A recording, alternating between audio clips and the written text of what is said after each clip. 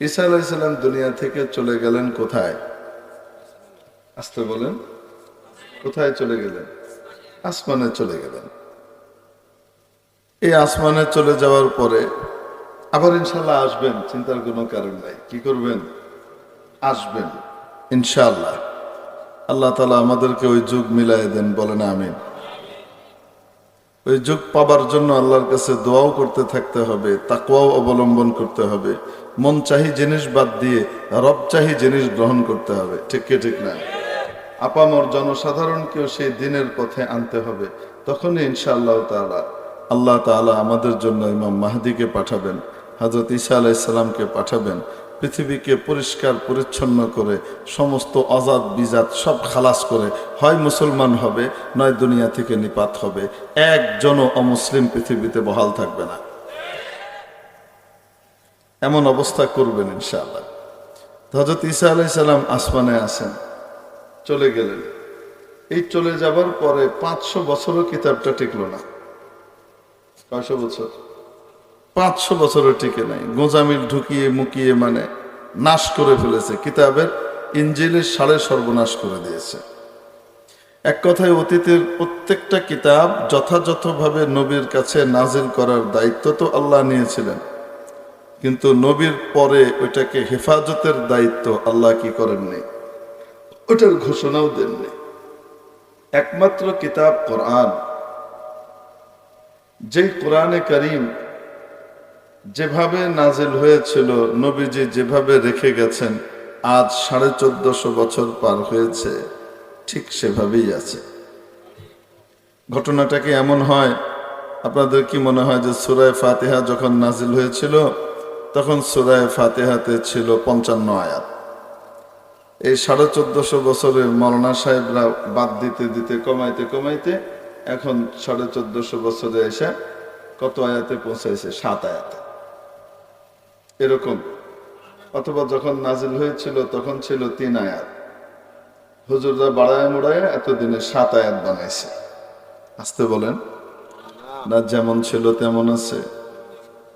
1500 বছর আগে আবু বকর সিদ্দিক রাদিয়াল্লাহু তাআলা আনহু তিলাওয়াত শুরু করতেন, আলহামদুলিল্লাহি রাব্বিল আলামিন আর রহমানির রহিম মালিকি ইয়াউমিদ্দিন ইয়্যাকা না'বুদু ওয়া ইয়্যাকা নাস্তাঈন ইহদিনাস সিরাতাল মুস্তাকিম সিরাতাল লাযীনা আন'আমতা আলাইহিম গায়রিল মাগদুবি আলাইহিম ওয়ালাদ-দাল্লিন।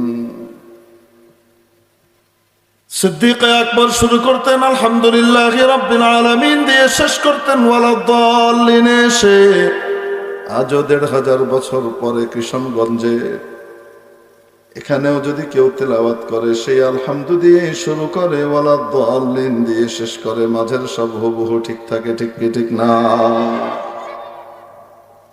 এক আয়াত এদিকে ওদিকে হয় নাই, এক আয়াত তো দূরের কথা, একটা শব্দ এদিক ওদিক হয়নি, একটা অক্ষরও এদিক ওদিক হয়নি। কারণ হেফাজতের দায়িত্ব নিয়েছেন কে? ইন্না নাহনু নাযালনা যিকরা ওয়া ইন্না লাহু লাহাফিযুন। নিশ্চয়ই কোরআনকে, স্মরণিকাকে আমি নাজিল করেছি এবং এর হেফাজত, আসতে বলুন, কে করবেন? ঘোষণা করেছেন আমি এর হেফাজত করব। সুবহানাল্লাহ। কে করবেন? আরো আসতে বলেন। এই কোরআনের উপরে এবং কোরআনওয়ালাদের উপরে ভিত্তি করে গোটা ইসলামের স্তম্ভ দাঁড়িয়ে আছে। এজন্য যতদিন কোরআন আছে, কোরআনওয়ালা আছে, ততদিন ইসলামও পৃথিবীতে টিকে থাকবে। ঠিক কি ঠিক না? কোরআনের হেফাজত করবেন কে? আসতে বলেন। নাস্তিক, মুরতাদ বা মুসলমান নামের বেঈমান কিছু আছে না নাই? মুখে মুসলমান, আসলে আসলে মুনাফিক। ঠিক কি ঠিক না? মুখে মুখে ইসলাম, জুমার নামাজে গিয়ে ইসলাম দেখায়, অথচ ভিতরে কাফেরের চেতনার সাথে নিজের চেতনাকে মিলিয়ে দিয়েছে। এরা কি বলে? এরা একটা কথা বলে, বলবো নাকি? হুজুর ইসলামের হেফাজত আল্লাহই করবে, কোরআন হাদিসের হেফাজত আল্লাহই করবেন, আপনাদের দরকার নেই, কাউকে লাগবে না। বলে কি বলেন না? কেন? আল্লাহ বলেছেন আমি হেফাজত করব। বলে কি বলেন না? বাপরে বাপ, চক পক করতে থাকে টকশোর ভিতরে। আল্লাহ হিদায়াত দান করেন বলে আমি বুঝে না যে এটাও বুঝে না। মুশকিল হলো এদের ভিতরে কেউ কেউ আছে বুঝে না যে এটাও কি করে না, আর কেউ কেউ আছে বুঝে শুনে অবুধ সেজে থাকে। ঠিক কি ঠিক না? এগুলা আবু জেহেলের খালাতো ভাই। আবু জেহেল আবু লাহাবের প্রেতাত্মা, বুঝে শুনে না বুঝার ভান করে। আর কিছু আছে আসলেই বুঝে না যে এটাও বুঝে না। আকাশকে নাদা নাদবা নাদা নাদকে নাদা নাদ, আকাশকে নাদা নাদবা নাদা নাদকে নাদা নাদ, দর জাহলে মুরাক্কাব আবাদাদ দাহরে বেমানাত। আকাশকে বেদা নাদবা বেদা নাদকে বেদা নাদ, खरे लंगे रहम बमंजिले खुद बेरसानत। आकस के बेदानद व बेदानद के नदानद, ऊ मर्तबाए ख़ेश बा अफलाक रसानत। যে ব্যক্তি জানে না আর মনে করে সে বিশাল জ্ঞানী, জানে না যে এটাও জানে না, সে ডবল মূর্খতার মধ্যে জীবন কাটায়। ঠিক কি ঠিক না? এক মূর্খতা হলো জানে না, দ্বিতীয় মূর্খতা হলো জানে না যে এটাও কি করে না। বুঝাতে পারিনি?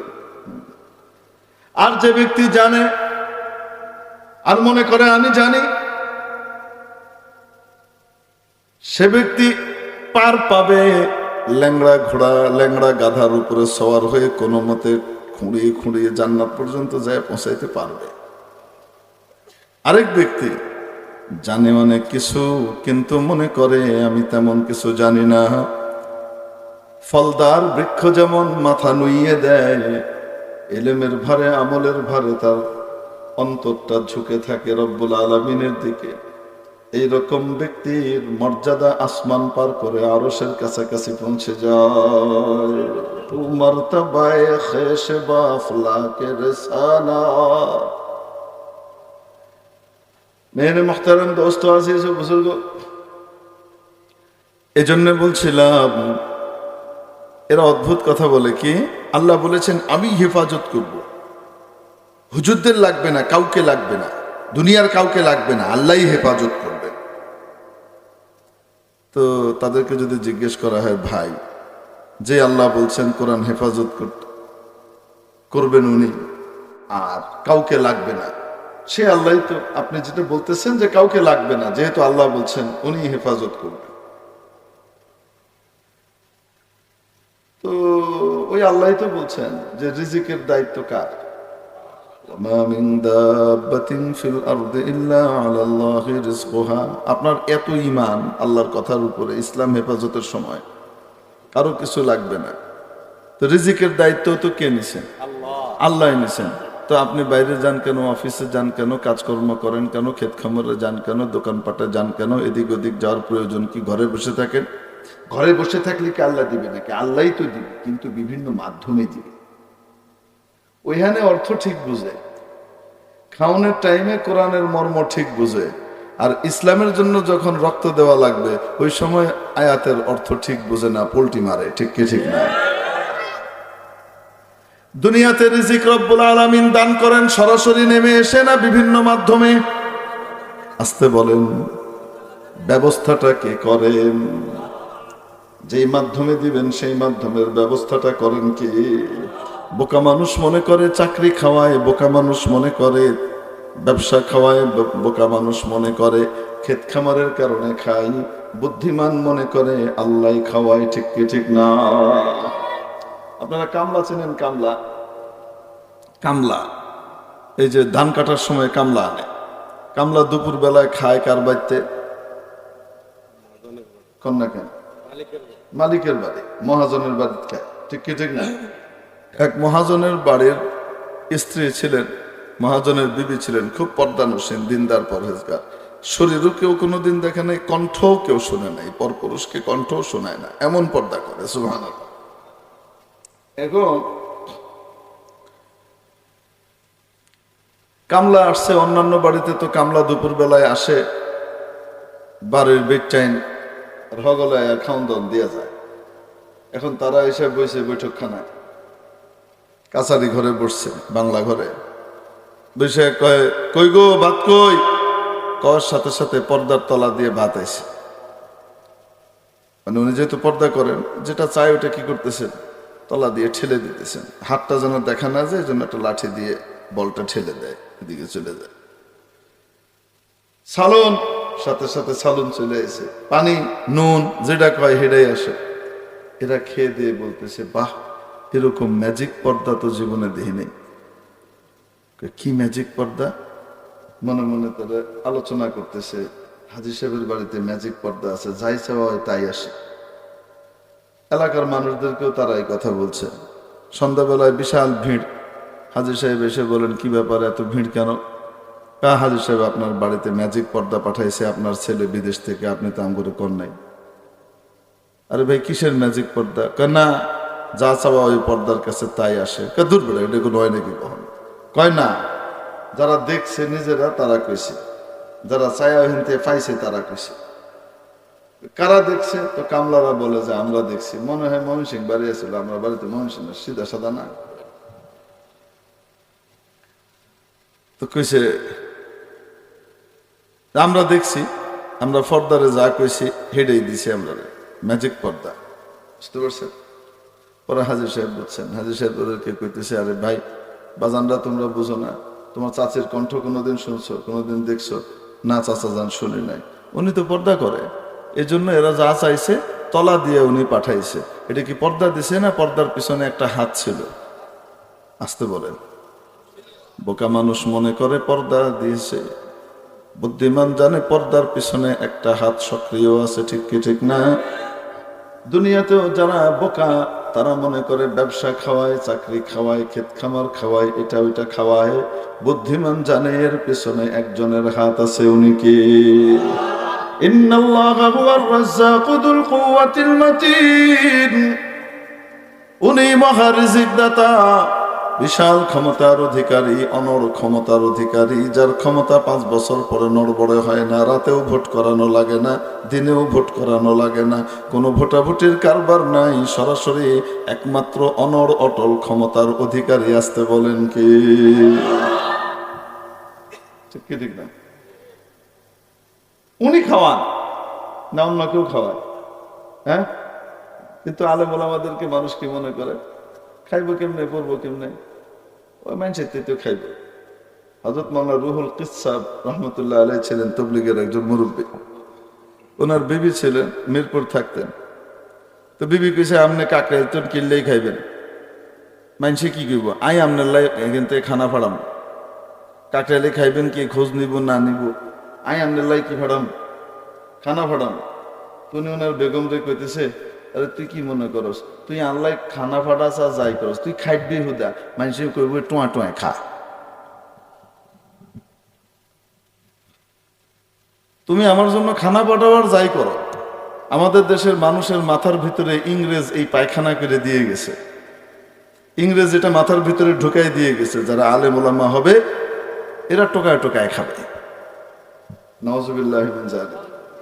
আজ পর্যন্ত আমি একজন আলেম পাই নাই যে আলেম কারো কাছে চান্দা চাইছে বা কারো কাছে গিয়ে বলছে যে আমার বাড়িতে খাওয়া দাওয়া নাই, আপনি আমারে কিছু সাহায্য করেন। কোন হক্কানি আলেম, ভালো হাফেজ, সত্যিকারের আমলওয়ালা আলেম হাফেজ আজ পর্যন্ত কাউকে বলছে? বলতে পারেন? তারা মাদ্রাসায় দিতে পারে, মাদ্রাসার যেটা পাওনা, মাদ্রাসার থেকে, এখান থেকে মাদ্রাসা চলার জন্য যা লাগে সেই ব্যবস্থা করা লাগে। ঠিক কি ঠিক না? ওরে ভাই, দুনিয়াতে যে ফ্যাক্টরিগুলো আছে, ফ্যাক্টরি আছে না, এই ফ্যাক্টরিগুলো কিভাবে চলে?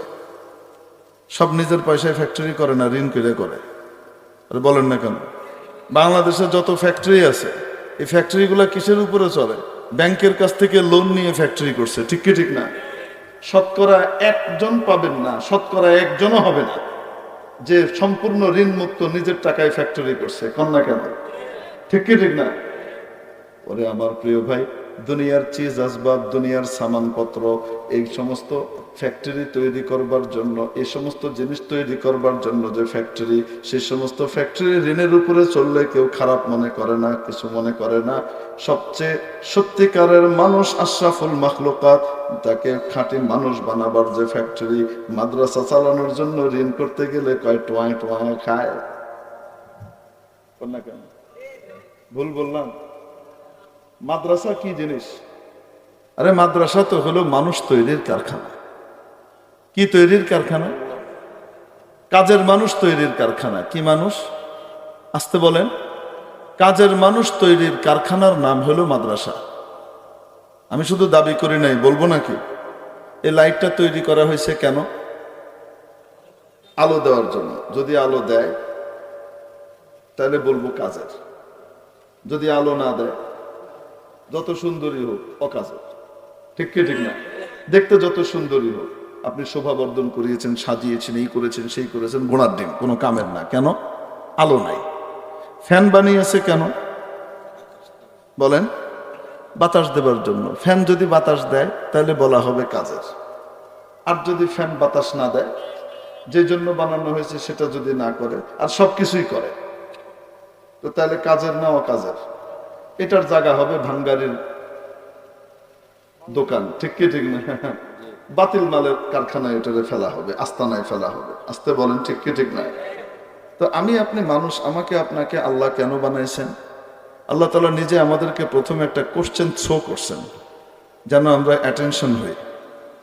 আল্লাহ রাব্বুল আলামিন আমাদেরকে জিজ্ঞেস করেন, আফা হাসিবতুম, তোমাদেরকে ধারণা, আন্নামা খালাকনাকুম আবাসা, এমনি এমনি তোমাদেরকে আমি বানিয়েছি, অনর্থক বানিয়েছি।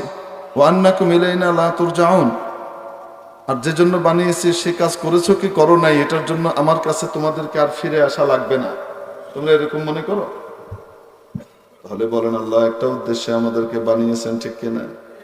সেই উদ্দেশ্যটা সূরাতুজ যারিয়াতের 56 নম্বর আয়াতে পরিষ্কার করে বলেছেন, ওয়ামা খালাকতুল জিন্না ওয়াল ইনসা ইল্লা লিয়াবুদুন, নিশ্চয়ই আমি জিন এবং ইনসানকে তৈরি করেছি, মানব এবং দানবকে তৈরি করেছি শুধুমাত্র আমার গোলামি করবার জন্যে। কার গোলামি? আসতে বলেন, কার গোলামি? গোলামি চাকরির চাইতেও অনেক উপরের। ঠিক কি ঠিক না? চাকরির ভিতরে মনিবকে পরামর্শ দেওয়ার সুযোগ থাকে, স্যার এভাবে করব না, এভাবে করব, এমনি করলে কেমন হয়। ঠিক কি ঠিক না? কিন্তু গোলামের ভিতরে মনিবকে কোনো নির্দেশনা দেওয়ার সুযোগ নাই। মনিব যা বলেন হুবহু তাই করা লাগে। ঠিক কি ঠিক না? তাহলে আমাদেরকে বানানো হয়েছে কার ইবাদতের জন্য? এটা আমার সাথে বললেন, কার ইবাদতের জন্য? মানে কার কথা মানার জন্য? কার কথা মতো চলার জন্য? কার চাকরি করার জন্য? কার আনুগত্য করার জন্য? আসতে বলেন, কার গোলামি করার জন্য? আমাদেরকে বানানো হলো ওনার গোলামি করার জন্য। যদি দুনিয়াতে এসে গোলামিটা করি তাহলে কাজের মানুষ, আর যদি গোলামি না করি আর সবকিছুই করি আসলে অকর্মা। ঠিক কি ঠিক না? এজন্য যুগে যুগে নবী রাসূলকে রব্বুল আলামিন দুনিয়াতে পাঠিয়েছেন। নবী রাসূল কারা? গোটা পৃথিবীর সবচেয়ে সেরা মানুষ যারা ছিলেন বিভিন্ন যুগে, যাদেরকে কোনো পাপ, পঙ্কিলতা, কোনো মিথ্যা, কোনো 2 নম্বরে কোনোদিন স্পর্শ করে নাই। নিষ্কলুষ মানুষ, বড় হওয়ার পরেও কোনো পাপ কোনোদিন করে নাই। এরকম ব্যক্তিদেরকে আল্লাহ তাআলা নিয়োজিত করেছেন। কেন নিয়োজিত করেছিলেন? মানুষকে কাজের বানাবার জন্য। ওনাদের কাজ ছিল মানুষকে কি বানাবার? গায়রুল্লাহর গোলামি থেকে মুক্ত করে আল্লাহর গোলামিতে নিয়োজিত করবার জন্য। ঠিক কিনা? গায়রুল্লাহর গোলামি থেকে মুক্তি দিয়ে আল্লাহর গোলামিতে আনবার জন্য সকল নবী রাসূল মেহনত করেছেন। আসতে বলুন ঠিক কি ঠিক না? মানুষকে কাজের মানুষ বানাবার জন্য চেষ্টা করে গেছেন। যখন শেষ নবীজি দুনিয়া থেকে চলে গেলেন, এরপরে আর কোন নবী আসবে? কিন্তু মানুষকে কাজের বানানোর দরকার আছে না নাই? নাইলে তো সব অকাজের দিকে যাবে। জোরে বলেন ঠিক কি ঠিক না? এজন্য কাজের মানুষ বানানোর দায়িত্ব নবীজি দিয়ে গেলেন আলেম ওলামাকে। বলে গেলেন, আল উলামা ওয়ারাসাতুল আম্বিয়া, আলেম ওলামারা কাদের ওয়ারিস? আসতে বলেন। নবীদের ওয়ারিস। নবীদের ওয়ারিসরাও মানুষকে কাজের মানুষ বানাবার জন্য চেষ্টা করেন, এটাই ওনাদের কাজ। এই কাজের মানুষ বানাবার যন্ত্র তৈরির কারখানার নাম হলো কওমি মাদ্রাসা। বলুন ঠিক কি ঠিক না? এখান থেকে কাজের মানুষ উৎপাদন করা হয়। এই কাজের মানুষ শুধু নিজে কাজের হয় না, অন্যকেও কাজের বানানোর দায়িত্ব নিয়ে বের হয়ে যায়। মসজিদে যায়, মাদ্রাসায় যায়, এলাকায় যায়, যেখানে যায় আল্লাহর দিকে মানুষকে ডাকে, মানুষকে আল্লাহর গোলামিতে নিয়োজিত করার চেষ্টা করে, ঠিক কিনা?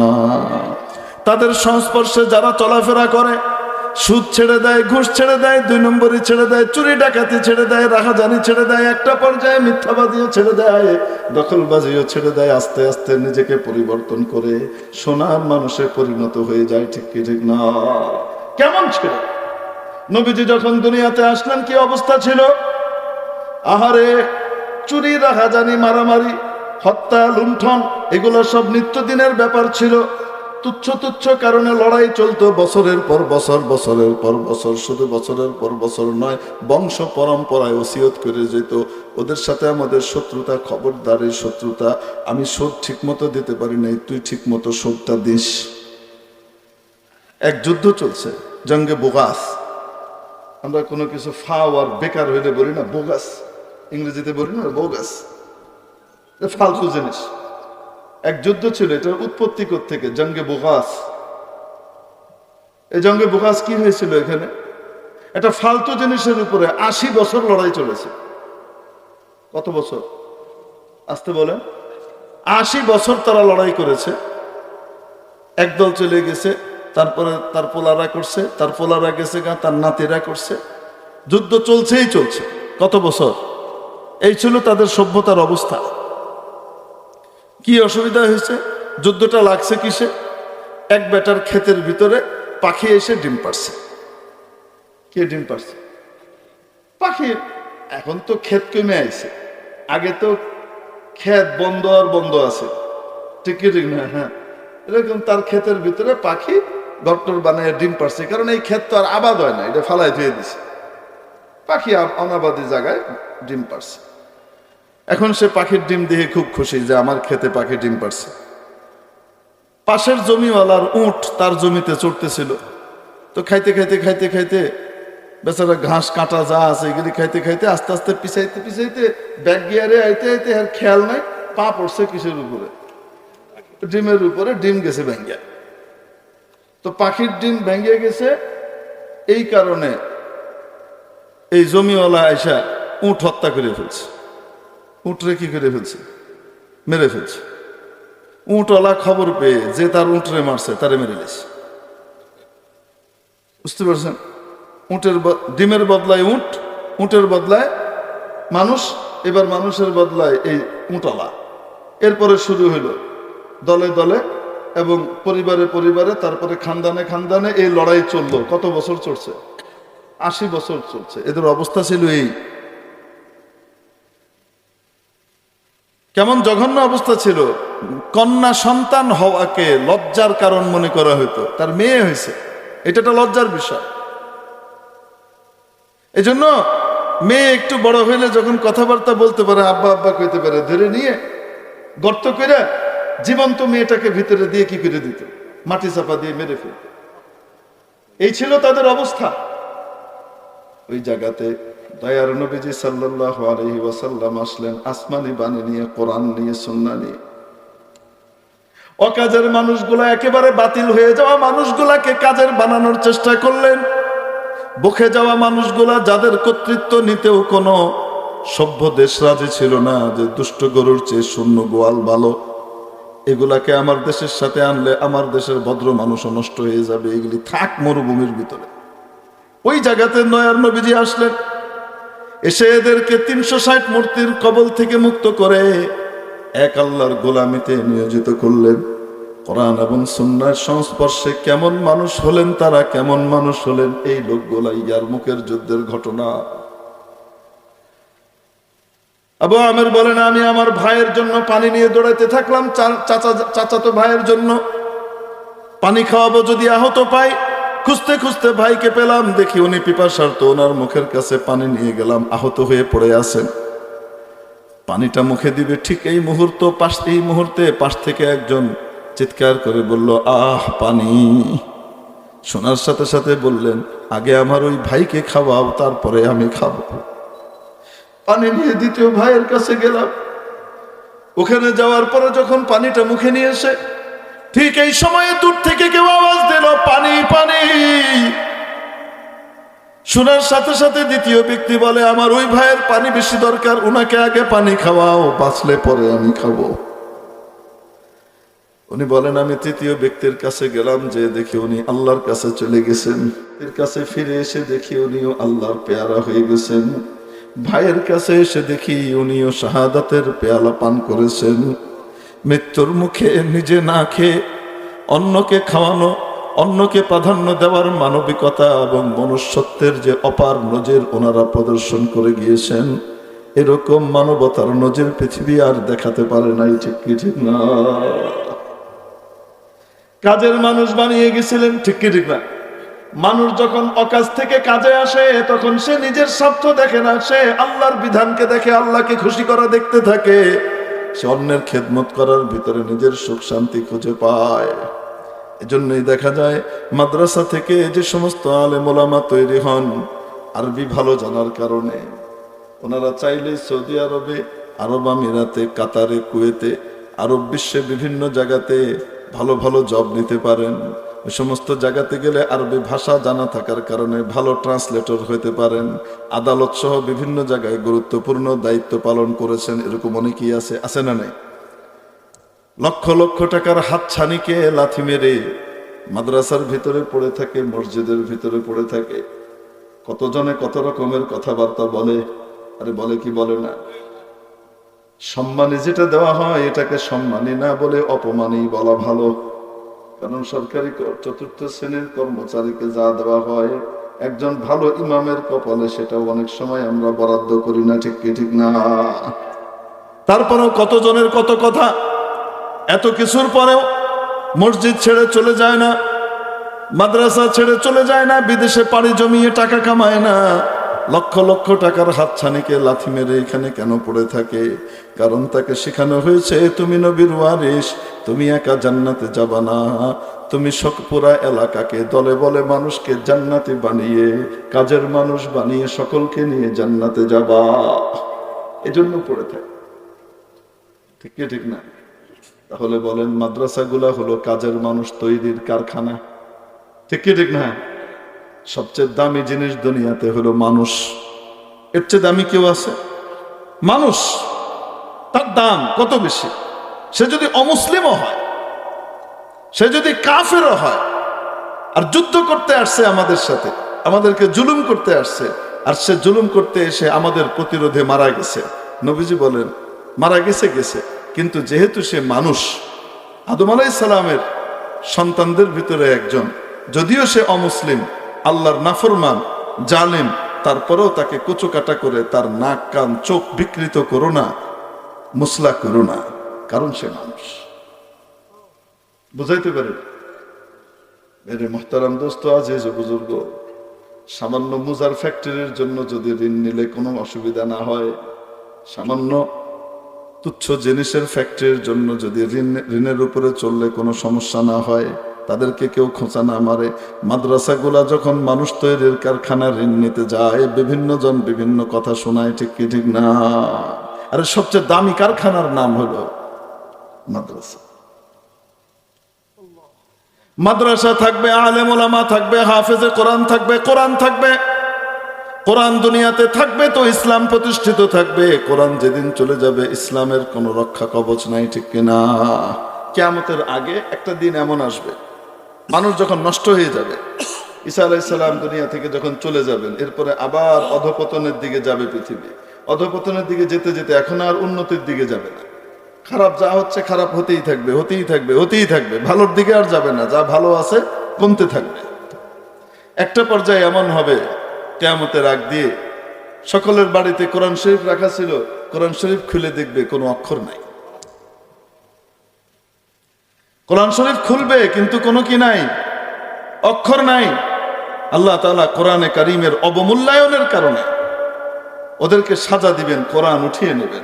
যখন কোরআন উঠে যাবে এবং হাফেজদেরকেও আল্লাহ তাআলা কি করবেন, দুনিয়া থেকে উঠিয়ে নেবেন, আলেমও উঠিয়ে নেবেন, তাদেরকে মানুষ বানানোর আর কেউ থাকবে না, পশু হয়ে যাবে গোটা পৃথিবী। রব্বুল আলামিন তখন পৃথিবী ধ্বংস করে দেবে। কারণ পৃথিবী তৈরি করা হয়েছে আদ-দুনিয়া খুলিকাত লাকুম, দুনিয়া তৈরি করা হয়েছে তোমাদের জন্য, ওয়া আনতুম খুলিকতুম লিল আখিরা, আর তোমাদেরকে তৈরি করা হয়েছে আখিরাতের জন্য। ও মানুষ, তোমাদেরকে দুনিয়ার জন্য তৈরি করা হয় নাই, দুনিয়াকে তো তোমাদের গোলাম করে বানানো হয়েছে। গোলামের পিছনে ছোটা মনিবের কাজ নয়, গোলামের পিছনে দৌড়ানো মনিবের কাজ। হ্যাঁ, নাকি গোলামকে গোলাম বানিয়ে রাখতে হয়? আরে কন্যা কেন? হ্যাঁ, লেঙ্গুর যদি কুত্তা চালায়, লেজ যদি এখন গরুরে ঘুরায়, তো অবস্থাটা কি হবে? সিস্টেম আছে না নাই? গরু কি ঘুরায়? লেজ ঘুরায়। এখন যদি লেজ সিদ্ধান্ত নেয় যে আমি কি করব, গরুরে ঘুরাবো, আর গরু যদি রাজি হয় যে ঠিক আছে লেজ যেমনি ঘুরাবে লেজ ঠিক থাকবে আর আমি ঘুরবো হে যেমনি কয়, তাহলে এই গরুর মাথা, শিং, শরীর কিছু থাকবে, পুড়িং পুড়িং করে আছাড় খাইতে থাকবে। ঠিক কি ঠিক না? দুনিয়াকে বানানো হয়েছে মানুষের গোলাম হিসেবে। মানুষ যদি দুনিয়ার গোলামি করা শুরু করে, মার খাবে চারিদিক থেকে। ঠিক কি ঠিক না? ঘরে মার খাবে, ফ্যাক্টরিতে মার খাবে, কর্মস্থলে মার খাবে, যেখানে যাবে সুখ পাবে না। হাজার হাজার কোটি টাকার ভিতরে বসে থেকে অসুখের জীবন কাটাবে, দুঃখী জীবন কাটাবে, দেখে বোঝা যাবে না, কিন্তু ভিতরে আগুন জ্বলতেছে। আছে না? আমি যে মসজিদে নামাজ পড়েছি 14 বছর, ওই মসজিদের সেক্রেটারি ছিলেন এক ভদ্রলোক, মোহাম্মদুল্লাহ সাহেব। আমাকে একদিন এক ঘটনা শোনাইতেছেন, আসছেন মন খারাপ করে বসে আছেন। জিজ্ঞেস করলাম কি ব্যাপার, মন খারাপ কেন? হুজুর, বন্ধুর বাড়িতে আইলাম, বন্ধুর কাছ থেকে কিছু টাকা ঋণ নিছিলাম, ওনার কাছে কিছুটা, ওনাদের কাছে কিছু টাকা মানে কয়েক লক্ষ টাকা আর কি, কিছু টাকা, বুঝুন নাই? যে যেরকম লেনদেন করে তার কাছে ওই রকম হিসাবে কিছু হয়। কিছু টাকা ঋণ নিয়েছিলাম, তো সেই টাকাগুলো বন্ধুকে দেওয়ার জন্য গেছিলাম বাড়িতে। বন্ধুর মাশাআল্লাহ টাকা পয়সার কোনো অভাব নাই, বউর জন্য আলাদা দামি গাড়ি, নতুন নিউ মডেলের গাড়ি, ছেলে মেয়ে সবার জন্য আলাদা আলাদা গাড়ি, বিশাল আলিশান বাড়ি। এলাকার নাম নাই বললাম, না করছেন বলতেও নেই। যে বসছি, টাকা দিলাম, বন্ধু খবর দিল তারে, বেগম সাহেবের, একটু ভাই আসছেন, একটু চাটা পাঠাও, নাস্তা টাস্তা পাঠাও। প্রথম কাকে বলছে? মেয়ে আসছে প্রথমে। মেয়ে সেজে গুজে বের হচ্ছে। উনি বলেন হুজুর, মেয়ের যে পোশাক, এটা আর কিছু আমি নাই বললাম। তো মেয়েকে বলল যে তুমি আম্মুকে বলো আঙ্কেল আসছেন, কিছু নাস্তা টাস্তার ব্যবস্থা করতে। মেয়ে বলতেছে, ওহ ড্যাড, তুমি জানো না আমার আজকে পার্টি আছে, সবাই অপেক্ষা করছে, আমি পারবো না। ও বেরিয়ে চলে গেছে, গাড়ির আওয়াজ হলে ভুঁ করে স্টার্ট দিয়ে চলে গেছে, আওয়াজ পাওয়া গেল। কিছুদিন পরে ভাবি এসে, ভাবির ড্রেস তো আগেরটার চেয়ে বেশি উগ্র, সেজে মুজে যে কি হয়েছে আল্লাহ জানে। যে বেরোইতেছে, তো এই ভাই আসছেন, একটু দেখো না। তুমি বুঝছো না, আজকে আমার ফ্রেন্ডদের সাথে পার্টি আছে। চলে গেল। তো দোস্ত মন খারাপ করে মাথা নিচু করে রাখছে। তো উনি জিজ্ঞেস করেন, কি দোস্ত, কি অবস্থা? দোস্ত কয়, দোস্ত জাহান্নামের ভিতরে জীবন কাটাইতেছে। আমার বউ আরেকজনের লগে হইয়া থাকে, সম্মানের কারণে বলতেও পারি না কিছু। আমরা তো মনে করি খুব সুখে থাকে এক একজন। যদি দিন না থাকে, ইসলাম না থাকে, কোরআন না থাকে, আল্লাহর মহব্বত আর ভালোবাসা, আল্লাহর ভয় যদি দিলের ভিতরে পয়দা না করি, কখনো সুখ আসতে পারে। বাইরে থেকে দেখে সুখ আর দুঃখ বোঝা যায় না। মেনে মুহতারাম দোস্ত, যারা দিনের উপরে চলে, কোরআন সুন্নাহর উপরে চলে, নবীর তরিকার উপরে চলে, তাদের কাছে যদি টাকা পয়সা নাও থাকে, রাস্তার ফকিরও যদি হয়, ঠেলাওয়ালাও হয়, সবজিওয়ালাও হয়, দিন আনে দিন খায়, দিন মজুর, ফুটপাতের ভিতরে ঘুমায়, চাল চলা কিছু নাই, তারপরেও দিলের ভিতরে খুশির এবং সুখের জোয়ার বইতে থাকে, কে বহান? আল্লাহ নিজে বলছেন, মান আমিলা সালিহান মিন যাকারিন আও উনসা, আমার বান্দা হোক চাই বান্দি হোক, যে কেউ যদি ইমানদার অবস্থায় নেক আমল করে, ফালানুহিয়ান্নাহু হায়াতান তাইয়্যিবাহ, তাকে অবশ্যই অবশ্যই আমি সুখের জীবন দিব। কিসের জীবন দিব? আসতে বলে, কে ঘোষণা করছেন? নেক আমল কাকে বলে? আল্লাহর নবীর তরিকায় সব কাজ করা, যেই কাজটাই নবীর তরিকায় হবে, নবীর নির্দেশিত পন্থায় হবে, সেটাই নেক আমল। ব্যবসা বাণিজ্য নবীর তরিকায় হলে নেক আমল, চাকরি বাকরিও নবীর তরিকায় হলে চাকরি বাকরিও নেক আমল হয়ে যাবে। ক্ষেত খামারও যদি নবীর তরিকায় হয় সেটাও নেক আমল হবে। রাষ্ট্র পরিচালনা, সমাজ পরিচালনা নবীর তরিকায় হলে ওটাও নেক আমল হবে। সাধারণ নেক আমল নয়, সাধারণ নেক আমল নয়, বিশাল নেক আমল হয়। কিয়ামতের দিন যে 7 ক্যাটাগরির মানুষকে আরশের ছায়া তলে জায়গা দেয়া হবে, তার মধ্যে 1 নম্বর হলো সুলতানুল আদল, ন্যায়পরায়ণ, ক্ষমতাবান, ন্যায়পরায়ণ মেম্বার, ন্যায়পরায়ণ চেয়ারম্যান, ন্যায়পরায়ণ ওসি, ন্যায়পরায়ণ এসপি, ন্যায়পরায়ণ টিএনও, ন্যায়পরায়ণ ডিসি, ন্যায়পরায়ণ সচিব সাহেব, ন্যায়পরায়ণ জাজ সাহেব, ন্যায়পরায়ণ জাস্টিস সাহেব, ন্যায়পরায়ণ ম্যাজিস্ট্রেট সাহেব, ন্যায়পরায়ণ মন্ত্রী, ন্যায়পরায়ণ এমপি, ন্যায়পরায়ণ প্রধানমন্ত্রী, ন্যায়পরায়ণ প্রেসিডেন্ট, ন্যায়পরায়ণ ক্ষমতাবান, তাকে সবার আগে আসতে বলেন। কেন? সে নবীর তরিকায় তার ক্ষমতা পরিচালনা করেছে। সুবহানাল্লাহ বলেন। তাহলে ইসলামের রাজনীতি আছে না নাই? নবীজি রাজনীতি করেন নাই? নবীজি 10 বছর গোটা মুসলিম বিশ্ব পরিচালনা করেছেন। সুবহানাল্লাহ বলেন। নবীজির মডেল দেওয়া আছে না নাই? নবীজির তরিকায় আবু বকর সিদ্দিক গোটা পৃথিবী চালিয়েছেন, যতদূর মুসলিম বিশ্ব ছিল। হযরত ওমর ইবনুল খাত্তাব অর্ধ জাহান শাসন করেছেন। আসতে বলেন, ঠিক কি ঠিক না? হযরত ওসমান শাসন করেছেন। হযরত আলী রাজনীতি করেন নাই? বলেন না কেন? যেই রাজনীতি নবীর তরিকায় হবে জান্নাতের উঁচু মাকামে পৌঁছাবে, যেই রাজনীতি নবীর তরিকাকে বাইপাস করে হবে জাহান্নামের গর্তে নিপতিত করবে, ঠিক কিনা? যে কেউ ইমানদার অবস্থায় নেক আমল করবে, নবীজি আল্লাহ রাব্বুল আলামিন বলেন অবশ্যই অবশ্যই পৃথিবীতে তাকে আমি সুখের জীবন দিব। কিসের জীবন? কারণ কি হবে জানেন? টাকা নাই, পয়সা নাই, কষ্টের ভিতরে আছে, কিন্তু সুখ দেওয়ার মালিক কে? মনের ভিতরে কেমন যেন ব্যথা নাই, দুঃখ নাই, ওই অবস্থায় সে সুখী, খুশি। তার কাছে কি মনে হয়? আমার আল্লাহ আমারে যেমনে রাখছে আমি এমনিই খুশি। সুবহানাল্লাহ। আমার আল্লাহ আমারে যেমনে রাখছে আমি ওভাবেই খুশি। চেষ্টা করার দায়িত্ব আমার, ফলাফল দেওয়ার এখতিয়ার কার। যদি আমার মন মতো হয় তাও ভালো, যদি মন মতো না হয় তাও ভালো। আল্লাহ যে অবস্থায় রাখেন সেটাতেই ভালো। এই বিশ্বাস যখন মনের ভিতরে চলে আসে, আগুনের ভিতরে জ্বলার পরেও মনের ভিতরে জ্বালা হয় না। শরীর জ্বলে যেতে পারে কিন্তু মনের ভিতরে জ্বালা আসে না। সুবহানাল্লাহ বলেন। এটা দেওয়ার মালিক কে? আহা, আজকে দুপুর বেলায় আমি আর আমার বেগম সাহেবা বসে হঠাৎ আমার এখানে একটা আসছে, ফিলিস্তিনের একটা ভিডিও আসছে, আমি ছাড়ছি। একটা বাচ্চা, ছোট্ট একটা মেয়ে, সে এরকম বেলুন নিয়ে হাসতেছে। তার কোনো আত্মীয় তাকে একটা বেলুন দিছে, সে হাসতেছে, একটু কেমন কেমন করে হাঁটতেছে। তারপরে যখন নাকি ক্যামেরাটা নিচে নামাইছে, দেখা গেল তার একটা পা নেই।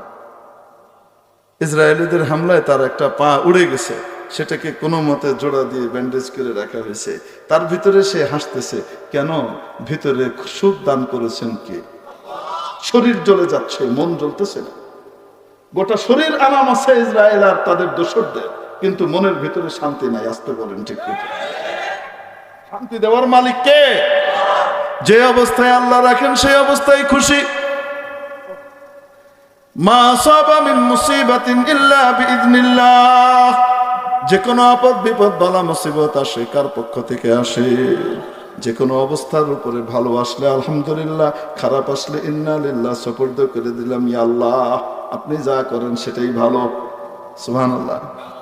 তাহলে কি হবে? মনের ভিতরে সুখ চলে আসে। আসতে বলেন, ঠিক কি ঠিক না? টাকা নাই, পয়সা নাই, চাল নাই, চুলো নাই, কিছুই নাই, কিন্তু মনের ভিতরে সুখ। আল্লাহ টাকা দিয়েও সুখ দিতে পারেন, টাকা ছাড়াও সুখ দিতে পারেন, ঠিক কিনা? মনের সুখ আর দুঃখ, সুখ আর দুঃখ মনের দুইটা অবস্থার নাম, বাইরে থেকে দেখে বোঝা যায় না। হযরত মাওলানা ওমর সাহেব পালনপুরি রহমতুল্লাহ আলাইহি একবার বয়ানের ভিতরে বলছিলেন যে সুখ আর দুঃখ মানুষ মনে করে বাইরের টাকা পয়সা ধন দৌলত আরামায়েশের ভিতরে, না, এটা তো মনের অবস্থার না। উদাহরণ দিয়ে বুঝিয়েছিলেন যে দেখবেন কলেজ স্কুল এগুলোর সামনে চটপটিওয়ালা, জাম্বুরাওয়ালা, আমড়াওয়ালা, আরে বসে থাকে কি থাকে না, চালতাওয়ালা শুকনা মরিচ দিয়ে কাসুন্দি দিয়ে বাইটে একেবারে ঝাল দিয়ে বানায় থুয়ে দেয় কন্যা কেন। এই যে আমি বলতেছি অনেকের জীবের ভিতরে পানি চলে আসতেছে কল্পনা করার সাথে সাথে, ঠিক কি ঠিক না? মানে এমন ঝাল আর লবণ যেমনি বানাইছে টক না জানি কেমন। হ্যাঁ, তো দেখবেন ছেলে পেলেরা দাঁড়ায় কি করে, খায়। চৈত্র মাসের দুপুর বেলায় হাফ টাইম হয়েছে, টিফিন টাইমে গিয়ে খাইতেছে, উপর থেকে রোদে ঘামতেছে, আর এদিকে ঝালের চোটে চোখ দিয়েও পানি পড়ে, নাক দিয়েও ঝরে, আবার এরম কি করতেছে। যে জীবনে কোনোদিন এগুলা খায় নাই সে বাহির থেকে হেঁটে যায় আর মনে করে আহা কত কষ্টে আছে, কত কষ্টে আছে, চোখ নাক কানের পানি সব এক লগে হয়ে গেছে, ঘামটাম, ঠিক কি ঠিক না, কি জ্বালাতনের ভিতরে আছে। আর যাকে নিয়ে পেরেশান তার অবস্থা হলো সে এক প্লেট শেষ করে কয় আরেক প্লেট দাও, ঠিক কি ঠিক না?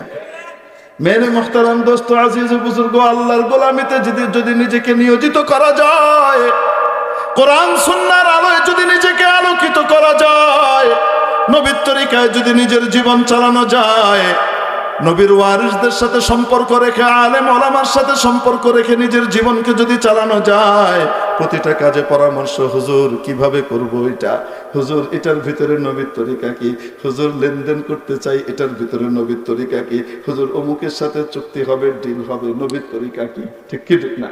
এইভাবে যদি কেউ চলতে থাকে তাহলে তার মনের ভিতরে সুখের জোয়ার বইতে থাকে, চাই তার কাছে দুনিয়া থাক চাই না থাক, ঠিক কি ঠিক না? এজন্য দেখা যায় এত কষ্টের ভিতরে, নিগ্রহের ভিতরে, এত বঞ্চনার ভিতর দিয়ে আলেম সমাজকে মানুষ রেখে দেয়, তারপরেও তারা নিজের বাচ্চাদেরকে স্কুলে দিতে যায় না, মাদ্রাসাতেই পড়ায়, ঠিক কি ঠিক না? কেন? সে ওখানে যে সুখের সন্ধান পাইছে সেই সুখ তো অন্যরা টেরও করতে পারে না। সুখ কার হাতে?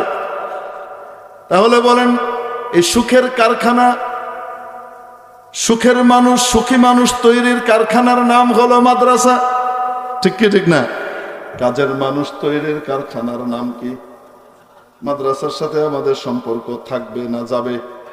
আসতে বলেন, আপনাদেরকে একটা ঘটনা শোনাবো। কোরআনের হেফাজতের দায়িত্ব নিয়েছেন কে?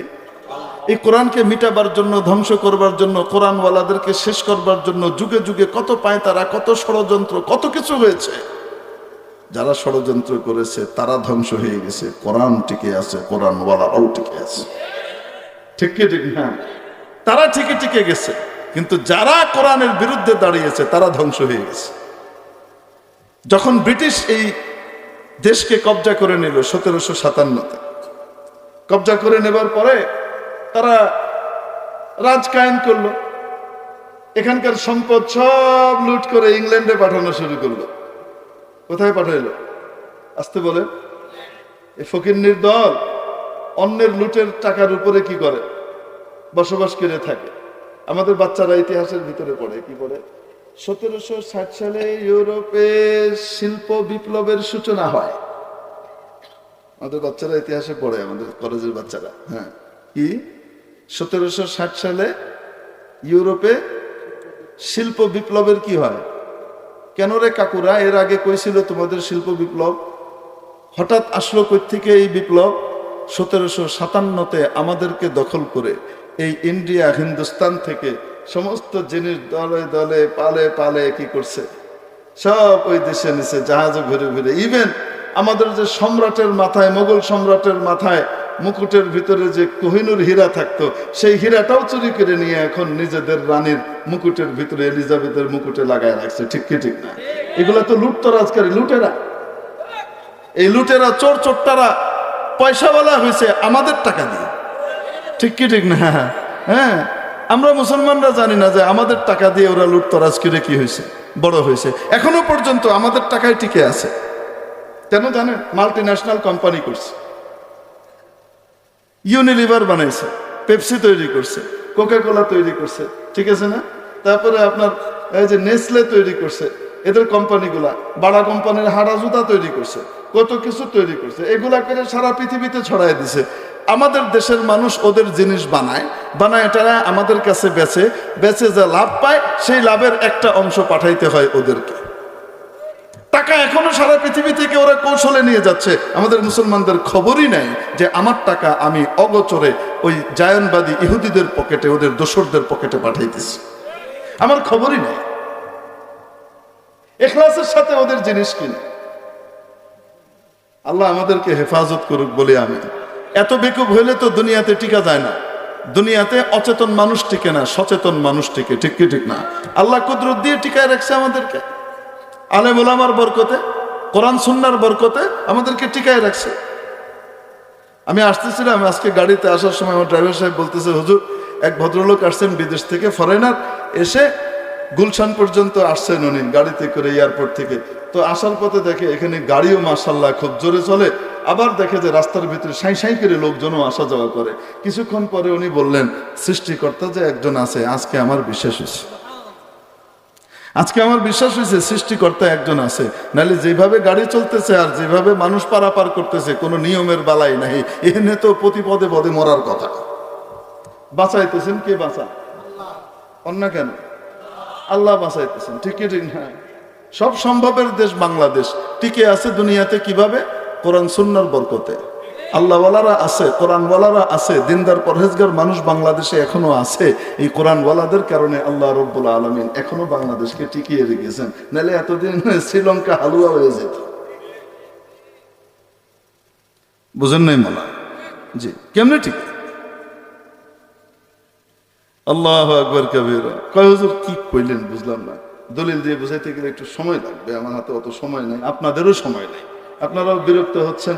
পরবর্তী আলোচক অলরেডি অপেক্ষা করতেছেন। তারপরে আবার আরেকজন, এরপরে আবার সুলতানুল ওয়াইজিন আসতেছেন, সুবহানাল্লাহ বিহামদি। আমার কামড়ে একটু জমায় টমায় দিয়ে যদি যাইতে পারি, তাহলে সুলতানরা এসে কি করবে? সালতানাত চালাবে। ঠিক কি ঠিক না? তো বলতেছিলাম মেরে ভাই, বাঁচান কে? আসতে বলেন। এই কোরআনের কারণে আমরা বেঁচে আছি। তো ওরা আমাদের পকেট থেকে টাকা নিয়ে চলে যাচ্ছে, আমাদের কোনো খবর নাই। আমরা ইন্ডিয়ার বদনাম করি, কিছু মনে করেন না আপনারা। ইন্ডিয়ার সাধারণ মানুষের ভিতরে একটা চেতনা আছে। তারা কি জানেন? বাহিরের প্রোডাক্টের তুলনায় তারা নিজেদের দেশীয় প্রোডাক্ট যত নিম্নমানেরই হোক সেটা ব্যবহার করে। তারা বাইরের প্রোডাক্ট কম ব্যবহার করে। আমি ওখানে 5 বছর কাটিয়েছি উত্তরপ্রদেশে, দেওবন্দে পড়ালেখা করেছি। ওখানকার লোকজন বাহিরের মাল যতই ভালো হোক, কম দামে হোক, নেবে না। ওরা ব্যবহার করে ওদের দেশীয় জিনিস, যার কারণে দেশ উন্নত হচ্ছে। আর আমাদের যে অবস্থা, আমরা হলাম পেট থেকে বাইরে হওয়ার পরে ফৈনির পেট থেকে বেরিয়ে তার মার্সিডিজ লাগে। আজ পর্যন্ত দেশে একটা গাড়ি তৈরির কারখানা আমরা করতে পারলাম না। অথচ কত কিছুর সম্ভাবনার দ্বার উন্মুক্ত ছিল। ঠিক কি ঠিক না? আমাদের দেশি মাল বিদেশে যায়, ওইটা বিদেশে গিয়ে বিদেশের শোরুম থেকে আমরা কিনে এনে তারপরে আবার আফসোস করি। কেনার সময় কি খুশি, কি চমৎকার ফিনিশিং, কি ফার্স্ট ক্লাস, কি ভালো জিনিস। এই জন্যই তো আমেরিকার থেকে জিনিস কিনে টিনে বাড়িতে নিয়ে পরে আফসোস করতেছে রাতের বেলা, হালার বহালা এই মেড ইন বাংলাদেশ নিয়ে কিনে আনলাম।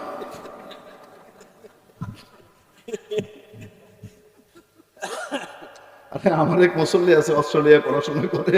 আমার এক হুজুর ভালো ভালো জিনিস কিনে টিনে এনে খুব পছন্দ করে কিনে এনে খুলে দিই মেড ইন বাংলাদেশ। ট্যাগ খুলে দিই, ভিতরে কি এই মেড ইন বাংলাদেশের মাল অস্ট্রেলিয়ায় গেলে আপনি $200 $300 দিয়ে কিনতেছেন, ওই জিনিসটাই আপনাকে এই দেশে $50 চাইতে কম দামে যখন দিচ্ছে, আপনি কিনছেন না। আমার চায়নার মাল লাগবে, আমার ইন্ডিয়ার মাল লাগবে, আমার ই লাগবে, ওই লাগবে, গু লাগবে, মুখ লাগবে। এই জাতিকে কে উন্নত? রাগ করেন না। আমাদের জাতিগত প্রবলেম আছে না নাই? এটা আমাদের প্রবলেম, মেন্টাল প্রবলেম। আমরা দেশি পণ্য যত উন্নত হোক সেটাকে পরিহার করি, আর বিদেশিদের পকেটে আমরা পয়সা পাঠাই। বিদেশি পণ্য কিন। আজ থেকে ইউনিলিভারের কোনো মাল আর কিনবো? বলেন না কেন? লাক্স, ওখানে টাকা দেওয়া মানে আপনি ফিলিস্তিনের নারী শিশুদেরকে হত্যা করার জন্য ওদেরকে সহায়তা করা। লাইফ বয়, ঋণ, যারা যারা কিনবো না তারা জোরে কিনবো না। সার্ফ এক্সেল, যে কিনবো, আর কিনবো পেপসোডেন্ট, ক্লোজ আপ,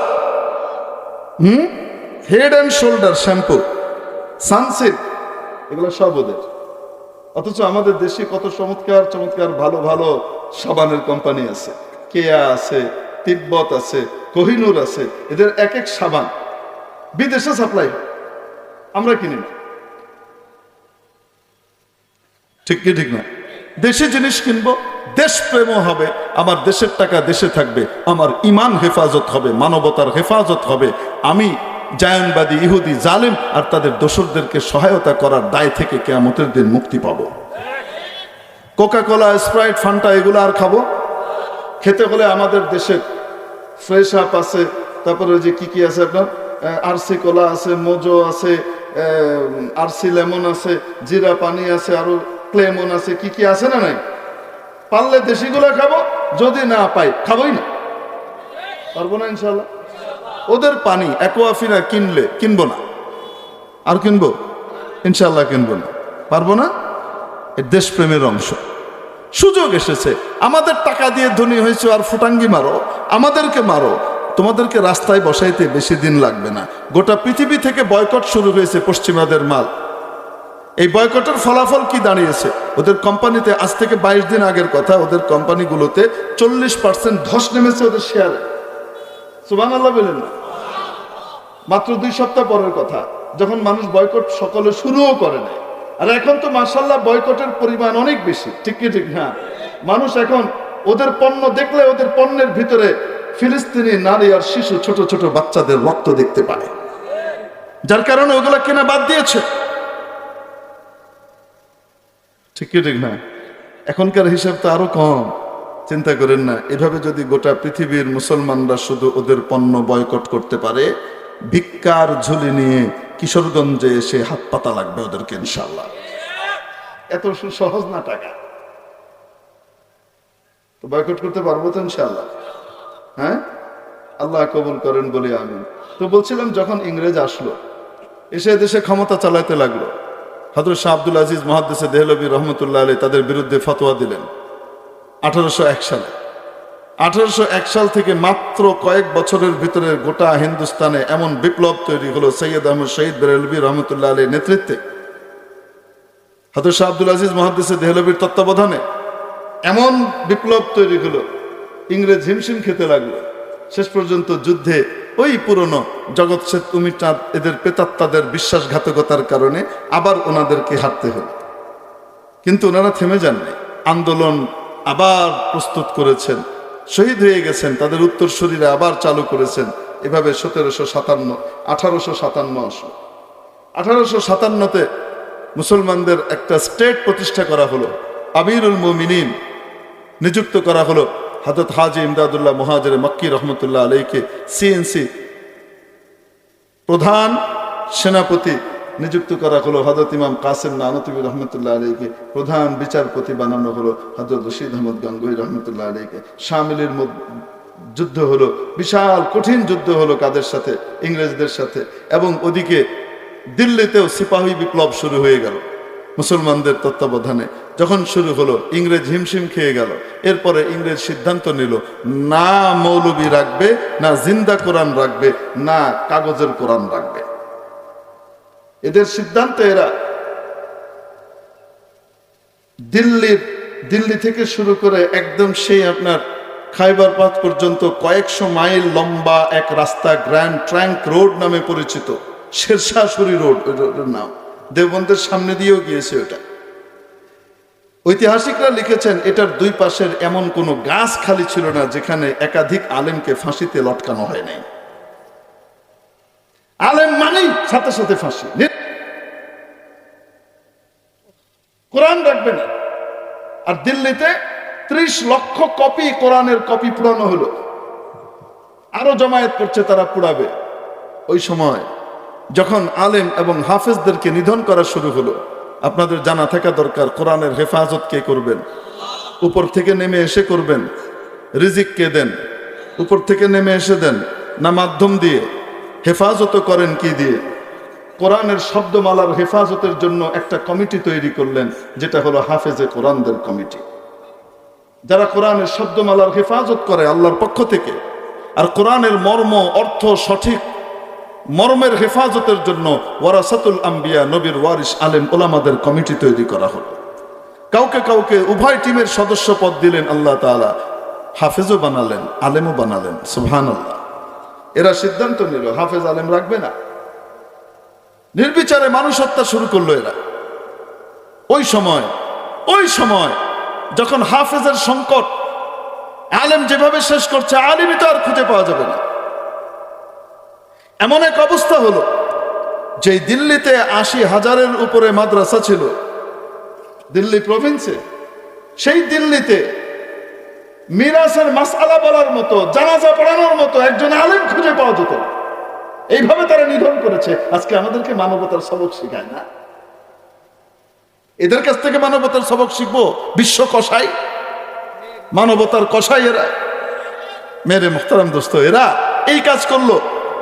তখন হেফাজতের দায়িত্ব কে নিয়েছেন? কোরআনের বলেন রব্বুল আলামিন মুসলিম নারীদের দিলের ভিতরে ঢাললেন। তারা সিদ্ধান্ত নিলেন, আলেম যেভাবে চলে যাচ্ছে, হাফেজরা যেভাবে চলে যাচ্ছে, কোরআন কিভাবে বাঁচবে, কোরআন কিভাবে হেফাজত হবে, আমরা হাফেজ হওয়া শুরু করি। চলো, বাড়িতে বাড়িতে হাফেজা হওয়া শুরু করলো। লক্ষ লক্ষ মা বোন কোরআনের হাফেজ হয়ে গেলেন। তারা যদি ওই সময় কোরআনের হাফেজ না হতেন, তাহলে আমাদের হিন্দুস্তানে পরবর্তীতে হাফেজ আলেম খুঁজে পাওয়া বহুত মুশকিল ছিল। ঠিক ঠিক। অতএব মহিলা মাদ্রাসার দরকার আছে না নাই? এনাদের অবদানই পৃথিবীতে কোরআন জিন্দা থাকবে, কোরআনওয়ালা পয়দা হবে। আল্লাহ তাআলা আমাদেরকে মাদ্রাসার সাথে সম্পৃক্ত থাকার তৌফিক দান করেন। আমাদের বাচ্চাদেরকে কোরআন সংরক্ষণ কমিটির সদস্য বানাবার জন্য, গৌরবান্বিত সদস্য হবার জন্য তৌফিক নসিব করেন। ওয়া আখিরু দাওয়ানা আলহামদুলিল্লাহি রাব্বিল আলামিন। আসসালামু আলাইকুম ওয়া রাহমাতুল্লাহি ওয়া বারাকাতুহু।